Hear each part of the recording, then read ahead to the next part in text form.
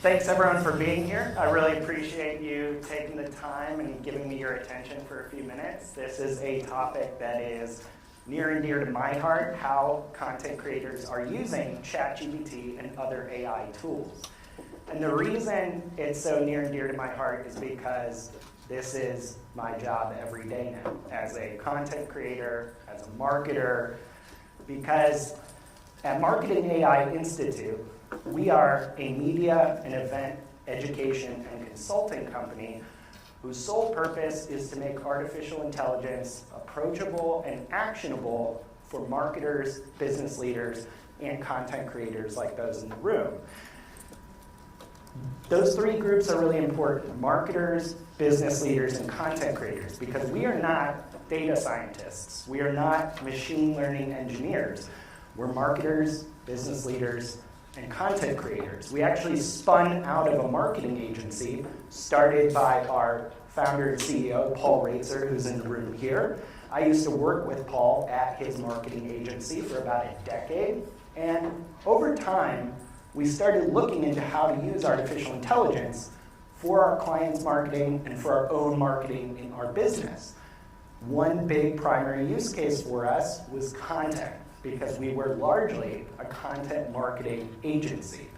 So we started exploring tools and techniques for creating content more efficiently, making better content, helping content perform better for clients, all using artificial intelligence. We started way back in 2016, before a lot of people in marketing or content were even talking about this. This feels like a million years before ChatGPT.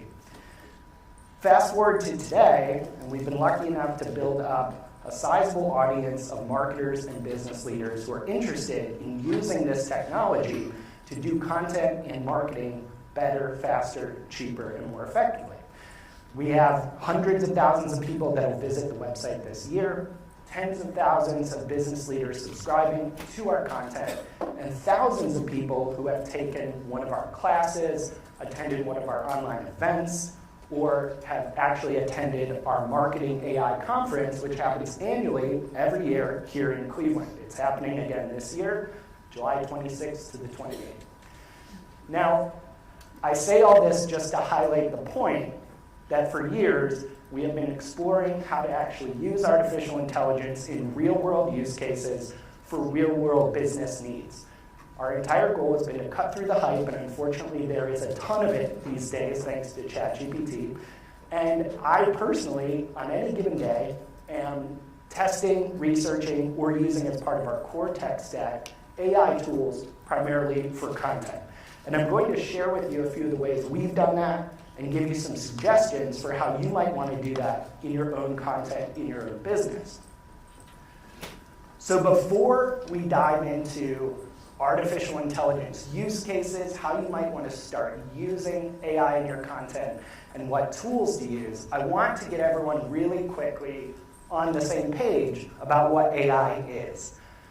Because as you might have noticed, there are a lot of Twitter threads out there about everything you're missing about ChatGPT or 18 AI tools you might have missed. Like, those are great, but we're talking about much more here than just generative AI tools for content, though those are very valuable, and we'll talk about some of those. We quickly run into a problem then. The moment you ask someone who knows anything about AI, ask 10 experts, what is AI? You'll get 10 different definitions. Now, we like this definition because it is extremely simple, and I'm going to explain why. It comes from a guy named Demis Hassabis, who is the co-founder and CEO of DeepMind, which is one of the biggest AI companies out there. They were acquired by Google, and they form the backbone of Google's AI program. Demis says AI is the science of making machines smart. Now, to simplify this for everyone in this room, no matter how much you do or don't know about AI, I want you to make a quick substitution to this definition. Instead of machines, sub in the word software. Because every interaction you have moving forward with artificial intelligence will simply be through software that is infused with AI. So AI is the science of making software smart. What does that actually mean, to make something smart? Well, first we have to see what you're using today, which is traditional software. And unfortunately, every single tool that we've all used over our entire career that is not artificial intelligence is really, really dumb. It's helpful, but dumb. Traditional software only follows strict rules and instructions. No matter what you are trying to do, the machine can only follow exactly what you tell it to do and the exact steps that you give it and go execute those. This results in a lot of manual labor. I know we talk about marketing automation, content automation. Automation tools are still really, really manual. We still have to do so much of the work ourselves. We have to create the content, build a landing page, write an email, build the workflows, determine the logic, et cetera, et cetera, et cetera. And traditional software has no ability to get smarter on its own.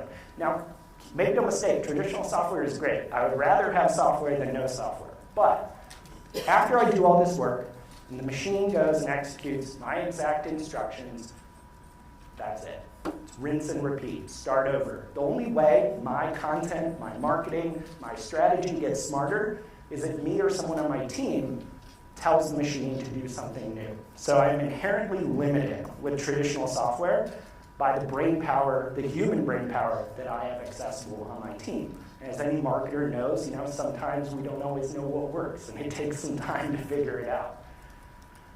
Now, artificial intelligence is fundamentally different.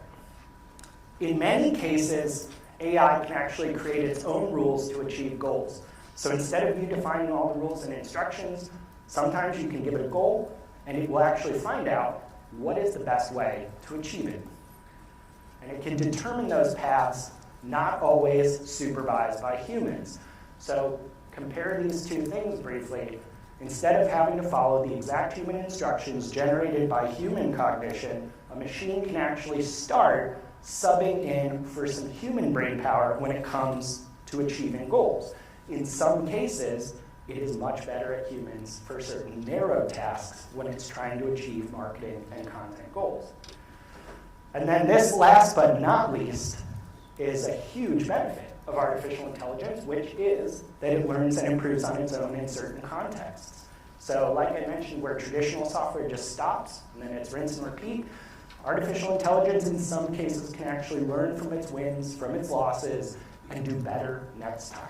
Again, not necessarily with a human saying, here's what you did right, here's what you did wrong. So I'm just going to throw a few more terms at you before we dive into kind of use cases and tools, but very broadly, when we say AI is the science of making software smart, we're talking about an umbrella term. Artificial intelligence is all the tools, technologies, and techniques that make software smart. And one of the key ways that they make software smart is through machine learning, which is the primary subset of AI. So this is literally teaching a machine to learn. A human trains a machine to go do tasks. The machine learns and is able to then go do those tasks on its own without, in some cases, human supervision. Not to mention, it can then learn and improve on its own as well. The last term to kind of just be familiar with is deep learning.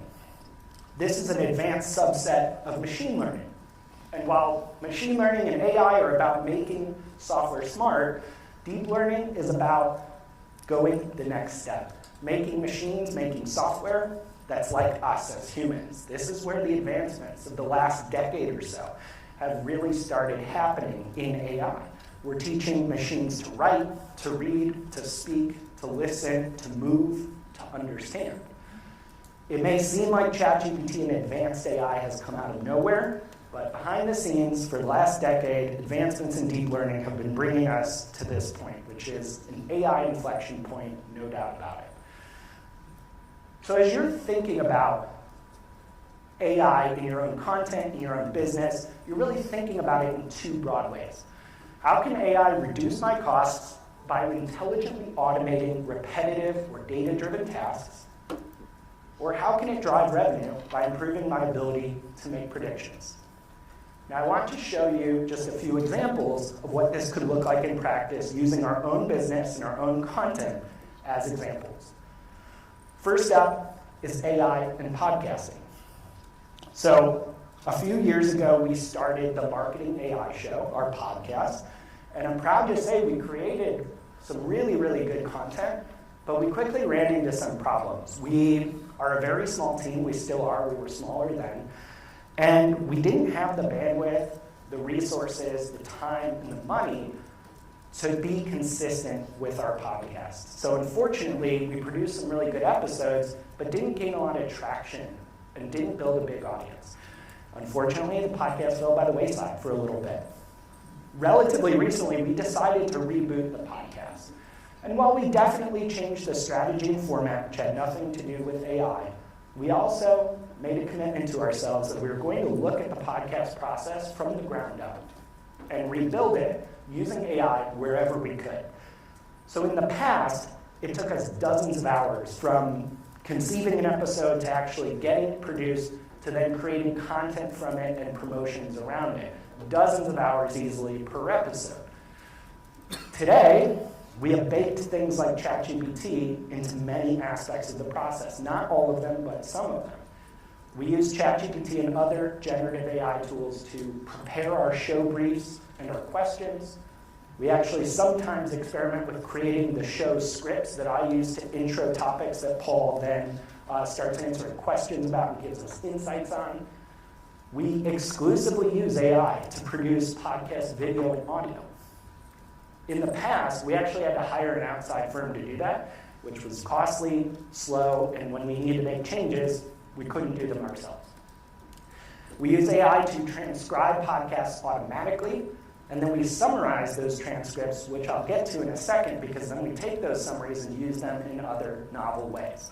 None of this is rocket science, which is the point. Like, none of this was us sitting down and saying, okay, we've transformed the entire business with artificial intelligence. We simply wrote down every step in the podcasting process, and then one by one started figuring out where can smarter technology be applied. And I can say with confidence, having been involved in both the podcasts that didn't really work and the one that worked gets better results in far less time. It takes us conservatively 75% less time to create the podcast, and I'm proud to say, aside from some holidays and travel schedules, we've put it out consistently like clockwork every single week. As a result, we are now in the top 1% of podcasts worldwide. We have a long way to go, but it is miles ahead of where we were, and it wouldn't even have been possible to get in the top 10% or top 30% of podcasts worldwide without using AI in a smarter way, not just to create content, but to support the original content creation that humans are really good at. Another quick example, AI has helped transform our blogging strategy. Now, I will say today, because of some considerations, we don't actually use AI to just pump out blog posts. We still use humans to write the content. We actually use AI to support human content creation in ways that make it much faster, much easier to actually get our content out to the world. So we're using things, I'll talk about a couple of the tools we use in a second, but we're using AI to actually identify which existing posts should we be updating. We've created hundreds of posts. Many of them are still evergreen. However, we have a small team. We don't have time to update all these posts all the time. We have AI tools that can tell us which one's the most likely to actually get the best results. And so we can actually triage and say, okay, these 5 are going to get us 80% of the way there this month. We actually use those podcast transcripts and summaries. We repurpose those into posts. We don't just publish what the AI produced. We actually synthesize all the information from the podcast using AI. Then a human sits down and says, okay, where's the real value we can create here? What is the unique perspective? What dots can we connect to make better, unique content that nobody else can duplicate? They don't have to go through all the work of summarizing everything, of transcribing everything, outlining everything. They can just do what they do best, which is be creative. We also use it to do things like edit content, generate images, and speed up all these other mundane parts of the process. Again, it's not rocket science, yet it has conservatively saved us 70% of the time that we used to spend sitting down, staring at a blank page, and manually generating every single piece of content from scratch. The last example I'll share is just content promotion. So we are able to use AI today to dramatically speed up content promotion across every channel. We can use artificial intelligence tools, and we do, to turn blog posts into social shares. We use them to repurpose video and audio into promo clips, again, without any, we've all gotten dangerously good now at using tools to produce video and audio, but we don't have any video and audio professional producers in-house or that we've hired. We also use it to do things like create promo images for social, for ads, etc., and also sometimes to write social posts, even just to give our team a list of ideas to start working with. So the examples I just showed, again, are not rocket science. They dramatically sped up our business, but we're still, doing your typical content marketing, content creation tasks. I just wanted to share this story as I think it's a cool example, but it also shows you we're not just talking about getting some efficiencies in your content. AI is going to change fundamentally how we even approach content and what's possible. This is an experiment from a Wharton professor named Ethan Mollick, who you should all follow. He is like one of the greatest voices out there on AI today. He challenged himself. He took like a made-up product, and he was like, I'm going to do a made-up product launch and see in 30 minutes how far AI can help me do it. So he gave certain AI tools through different prompts the description of his made-up product, and he started giving it the tasks he would give a team to launch an entire product. Things like come up with the launch strategy, write me some emails, some landing pages, give me some site content, develop social media posts for the launch. And he claimed that the results were superhuman because in 30 minutes he had generated thousands of words of assets across all these areas. He had done it in literally 30 minutes on his own, and he said typically the work it would have required him to do this without any AI tools would have taken days or weeks and required many other team members. The power of these tools is frankly incredible in terms of thinking about, especially as a solo or small team, how you can scale up to a size and amount of activity that has previously been impossible for content creators. So before I dive into some specific tools here, I want to give you kind of a quick framework you can start thinking about in your own business and in your own content. After this session, later today, this weekend, whatever, I want you to take like 5 or 10 minutes and just think about and write down everything that you do in a day, a week, a month, a quarter, whatever, all the things you and your team have to create and do to succeed. For each of those items, I want you to ask yourself 4 questions. Is it data-driven? Does it use data in some way to produce an outcome? An example here might be, hey, we pull weekly content reports. You're using data to create an outcome, which is a report for either internal or external stakeholders. Is it repetitive? Does it follow the same series of steps, or roughly the same series of steps, every single time you do it? A good example is probably scheduling your regular social shares. Sure, every share is different, every piece of content you're promoting is different, but I'm guessing you're probably following a generally similar set of steps every time you sit down and say, all right, let's write and schedule social for the week. Is it predictive? Are you trying to make a prediction of some sort? And this can be a very broad definition, because if you think about it, a lot of what we do as content creators, marketers, etc., involves some type of prediction. A really good example is a blog headline. A blog headline is fundamentally a prediction. You're trying to predict what headline will most appeal to your target audience. Last but not least, is it generative? Are you producing an output? And I'm going to answer this one for you is probably yes, for what everyone is doing in the room as content creators.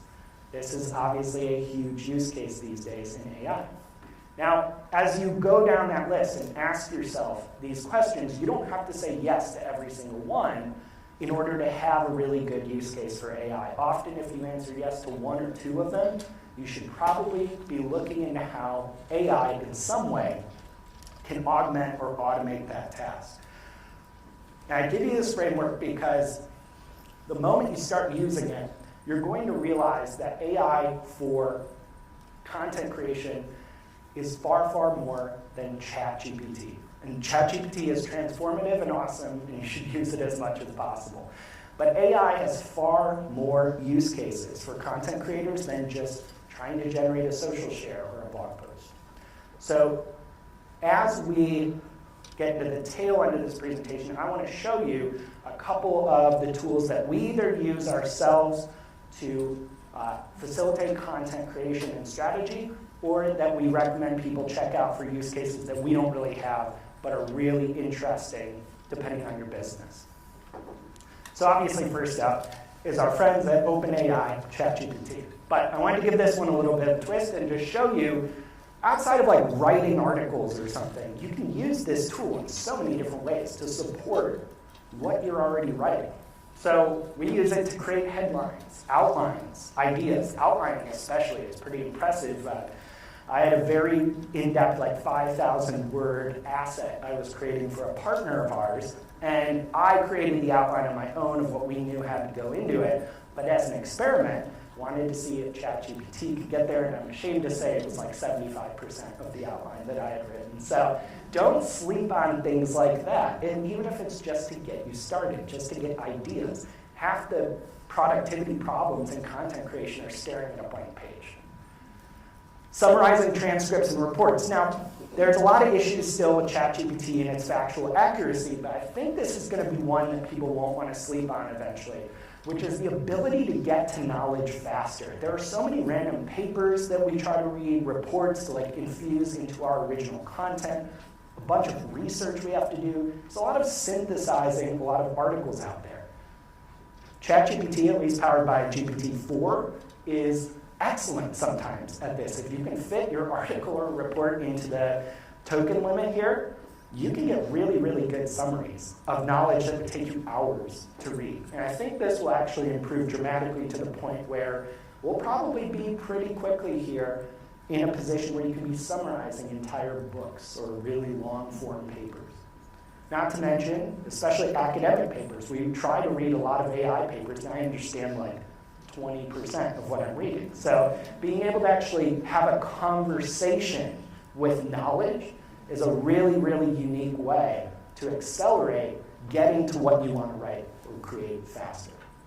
And then content strategy advice, it ain't bad from ChatGPT. I don't think you can build a very, very in-depth content strategy, but for instance, we're always trying to experiment with different channels that we don't really know a lot about. I mean, that's part of the game. So instead of me sitting there being like, I wonder what works on like LinkedIn or something. Sure, I can get to that with a Google search, but oftentimes I can just ask ChatGPT, what are the main things that are important to think about when getting more engagement on LinkedIn? Now, I have to do additional research on my own, but it gave me the beginnings of a strategy that accelerates my time to learning how to get more out of the platform. If you do any kind of design, you might want to check out a tool called Brandmark. This will actually automatically design logos for you. So in the past, when we would launch a brand or an asset, we would use a marketplace like 99 Designs, which was affordable and we got good output from, but you go back and forth with a bunch of people, run design contests. This eliminates the need for that entirely. It also will generate font pairing ideas and color palettes for you. Now, Descript is the tool I alluded to that has essentially enabled us to do our podcast the right way. Descript, if you can read and click around, you can be a pro audio and video producer, at least not for an event like this, but for a podcast, a YouTube video, TikTok clips, what have you. You can be using this tool very affordably. Don't quote me on it, but I think it's like $25 or $30 a month. They might be lower now, I don't know. To actually produce full audio and video across your content properties. And the good news too is you don't have to do it yourself. It's relatively easy to train someone on your staff to add this to their skill set. Gloss AI is a tool that is worth looking into if you are big into video. Gloss can actually take certain pieces of content and turn them into video. Video generation, I guarantee you, is something you're going to hear much more about moving forward. We're just scratching the surface of what is possible, but we now have technology that can start creating video from scratch. What's cool is it could also take longer form videos you have and turn those into ebooks. You know, if anyone was in Jay Baer's talk, they heard that, you know, he's blowing up on TikTok and Instagram as a tequila influencer, but needs a way to drive people back to his email list, so he created a content asset. I'm not saying you would only outsource that to AI, but that's an interesting use case. If you're sitting on a ton of video, you might be able to turn it into a really interesting written asset. And it can also help you start turning audio into video clips, again, through video generation. When it comes to actually using AI for writing, a tool like GoCharlie is a really interesting one to look at. Now, when it comes to AI writing tools, there are so many of them. I'm just recommending a few that we found helpful. There's dozens of others out there. You don't just have to use the ones that I mentioned, but it's a good place to start. What's cool about GoCharlie, they just recently released a language model that is customized specifically for marketing. So whereas some of these other writing tools or models would probably be generic language models, they claim they have built a custom large language model to sound like marketers. So you can start using it to write blog posts, you can write ads and captions for social, and it is affordable, has free trials, and is very worth at least trying out. So everyone's probably heard of something like Grammarly. I want to mention it because I want to keep emphasizing that as we hear all this hype around AI, and there's a lot of fear and uncertainty, and it feels really big and scary and hard to do, these use cases don't have to be sexy. Like, we use Grammarly every day to save hours on editing content. We are all now able to edit automatically and consistently across an organization to rewrite for our preferred voice, get word usage recommendations, and just generally have better grammar checking. Hyperwrite is another really interesting AI writing tool. What's cool about Hyperwrite is it actually will install like a browser plugin that can follow you around the web, and it will actually learn from everything you write to better and better sound like you. So it's personalized AI writing assistance, and it does all those AI generation use cases that another writing tool would do. Now, obviously, if you're uncomfortable with an AI tool reading everything you write, you probably don't want to use something like this, but that's always a consideration. These tools require data from somewhere, so you have to actually think quite seriously about how far you want to go when applying these to your business. But if you want to experiment in your personal life with it and you're okay with that, it's worth looking into. For social media, definitely at least explore a tool called Lately. So Lately will actually take your content, your article, and automatically split it up into social shares. And then a human can go down a list of dozens of social shares and say, accept this one, reject this one, or hey, that's an interesting idea, let's rewrite it to be better. Again, it gives your social media people much more fodder to kind of go do what they do best. What's pretty cool too is that if you schedule social shares through Lately, over time it can actually give you more insights and like, hey, this type of content seems to be working better than that type. I alluded to us using AI to do content strategy and content updates. Market Muse is the platform we use to do it. In this screenshot, you can see one example of how it works. So for the topic AI writing tools, which I can tell you is a competitive topic because we are at like position 3 maybe there, and that was not easy to do. But for a topic like AI writing tools, whether you rank or not, Market Muse will show you a competitive heat map and say, here are the top 20 articles ranking, and here are all the gaps in topics that they didn't hit. So you immediately have competitive intelligence on how to build a piece of content, create a piece of content that's more comprehensive and has the topics that are needed to rank higher right out of the gate against your competitors. Now, what's really cool is it can also help you understand the personalized difficulty of your own website. And this is where we use it to update everything we already have. What this means is that instead of giving you general keyword research on competitiveness, like this is easy, medium, or hard to rank for, though it gives you that, it'll actually look at your own custom domain authority and tell you how easy or hard is it for you specifically to rank for. And this was key for us because there are a lot of topics out there, especially in a crowded field like AI, that are extremely difficult on the surface to rank for, but because we had built up solid domain and topic authority over the years, Market Muse told us, hey, that hard topic, that's actually pretty easy for you to rank for. You should go update this piece of content that covers it. That's what I referenced when I said we can actually focus on those opportunities. And time again, it doesn't all work every single time, but time and time again, we have seen articles shoot up in rankings based on this kind of strategy. If you do anything with a newsletter, rasa.io is something to check out.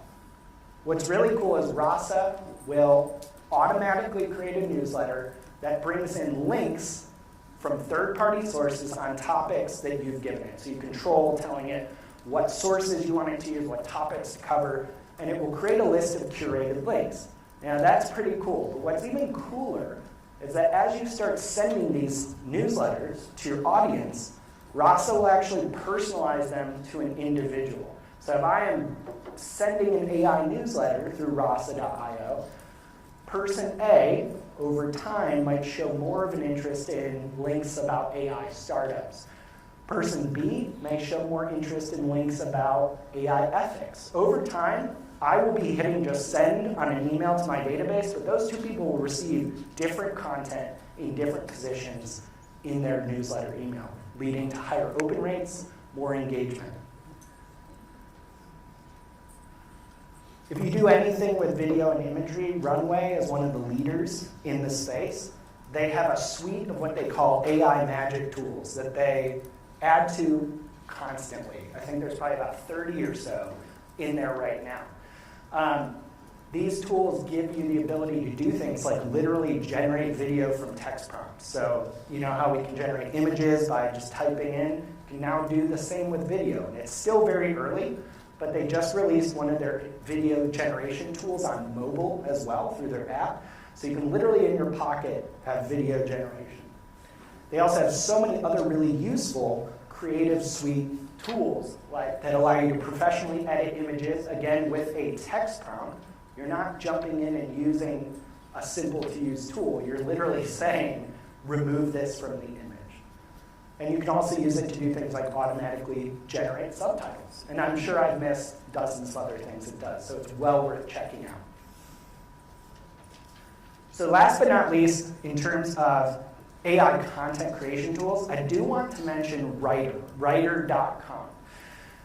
This is an AI content creation platform, and what's really cool about it is it's designed specifically for teams. Now, it's still a very affordable tool, and I think it's relatively comparable to many of the others out there, but it has enterprise-grade features. So if you're worried about giving your data to a random model or being compliant with certain things, like in healthcare, for instance, Writer is one of the platforms to check out, because not every tool is built for those kinds of privacy and compliance use cases. So that's what's really unique and cool about this. And you can use it to do everything from brainstorm and ideate content to actually create content across teams, standardize style, tone, and text. And you can edit, distribute, and repurpose content faster using it. So before I wrap up here, I'm going to leave this slide up for a few seconds in case you want to take a picture of all the ones I mentioned. And then we'll dive into some questions in just 1 minute here. Okay, as we wrap up here, before we dive into a couple questions, I want to offer you some possible next steps that could be valuable for you to take in your own career, for your own company. And the first is considering taking a look at our Piloting AI for Marketers course. This is a series of on-demand courses that we created specifically as a step-by-step learning path from going from A to Z to understanding artificial intelligence to actually applying it in your own business. So you can check out more about that at pilotingai.com. And it does not matter if you are a complete beginner, it is designed for you. You will find all the information and definitions you need to get up to speed in it. Last but not least, I referred to the fact that we have our Marketing AI Conference here in Cleveland, July 26th through the 28th. I think the weather would be a little better then. So we bring together hundreds of marketers, content creators, business leaders to share knowledge, share best practices, and learn from the best in the business. And given just this incredible interest now in artificial intelligence, I can guarantee you this year's event is the one to attend if you've been considering it in the past. So just as kind of a special thank you to everyone, if you are interested in either of these, in purchasing them, we have a special code CEX 100 where you can get $100 off. So we've only got a few minutes here, so I just want to emphasize, we'll get to a few questions, but I'll also right after that throw up my contact information. If you have any question we don't cover, I'll be floating around for a little bit, but also just feel free to reach out to me on LinkedIn, connect with me. I'm happy to answer any other questions you have. Yeah, we've got about 4 minutes, so we only have time for a few questions. Just real quick before we get to the questions, if you could fill out your surveys about on the paper in front of you, that would be great. I will collect those at the end of the session. All right, I would like to get questions on the microphone so it goes through for the recording. What suggestions do you have for formulating the prompt? Yeah, for prompt engineering is one of those tricky things. I don't know if anyone's necessarily an expert yet, even though lots of people are selling courses claiming they are. There's one big bit of advice that's helped me is less about the exact format to use and more about the methodology. And it's a methodology that someone at OpenAI, I think her name is Jessica Shea, posted a while ago on Twitter. It's called this idea called the genius in the room. Imagine that in the next room over there is a genius locked in who knows a lot about a lot of things. And you can ask him or her any question, but you can't open the door. You can't tell them anything through the door. You can only slip a slip of paper under the door. Thinking about that, what do you need to write on that piece of paper? They have zero context. They have no outside knowledge. They just have what's in their head. So it's all about context. It's all about, or another way to think about it is, think of how you would describe what you're trying to do, no matter how complex, to a day one employee just out of college. Like, you probably need to give a lot more detail than just saying, hey, write me this, or do this. So that's helped me from a framework perspective to encourage me to add much more context into every single prompt, whether it's through the initial prompt or follow-ups. You know, you can always prompt the machine again and say, actually, that was pretty good. I need you to adjust it in A, B, and C ways. So I wish I had like the formula, but that's really helped me think about it.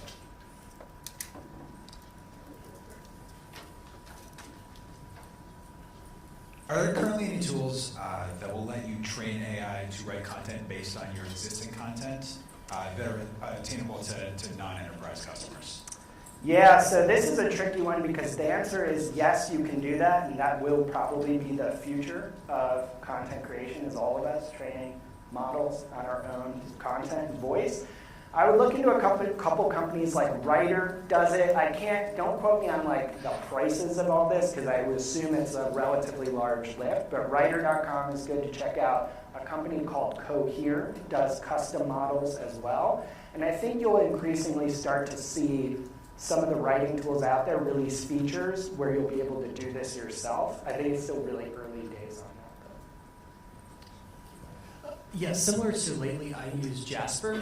Yeah. A lot of these products that you shared are fantastic, but they can be incredibly costly. And so for companies that have a slim budget, do you have like your top 3 platforms that you would recommend using?